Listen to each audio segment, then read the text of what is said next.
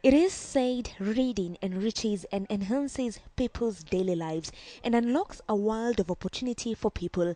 But in Kenya, serious reading is mostly associated with the exam-intensive education system. You will rarely find people reading in the public libraries if they are not students.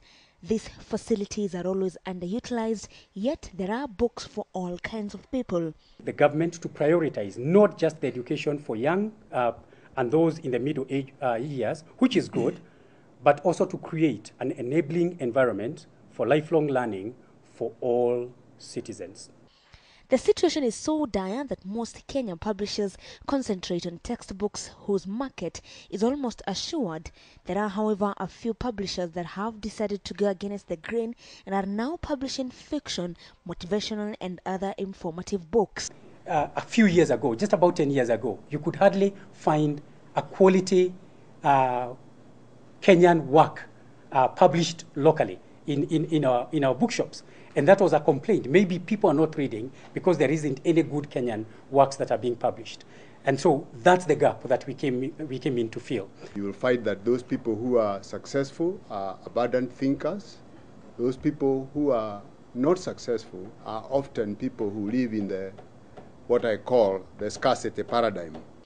Ken Munyonjo, the author of the newly released book, How to Invest in Financial Markets, says most Kenyans struggle with saving money for investment, yet there are many books they could read on financial management. The objective is to use very simple language, simple lingo that can enable anyone who finds that book to be able to get some money, go to the stock market, capital market, and just start investing the money that you have.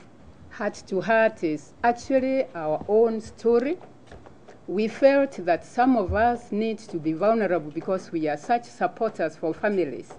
And in our campaign for families, we thought we had better lay our lives bare for the sake of many others who would want to know exactly what happens in a marriage that is a marriage that is not made by perfect people. When people dream, they can get to the place where they want to go. Nations can get to the place where their people are dreaming to go. But when people stop dreaming, then nations grind to a halt. 2002 KCSE top candidate Paul Bundi, who shared his secret in his book Journey to Academic Success, says the sky is the limit for people to aspire to acquire knowledge in and out of class. Success is like a journey on a bicycle. You stop pedaling, success stops, and therefore this book is a stimulation to students, to people who have been students, to young ones who are yet to become students in the school of life, to learn that success is a journey.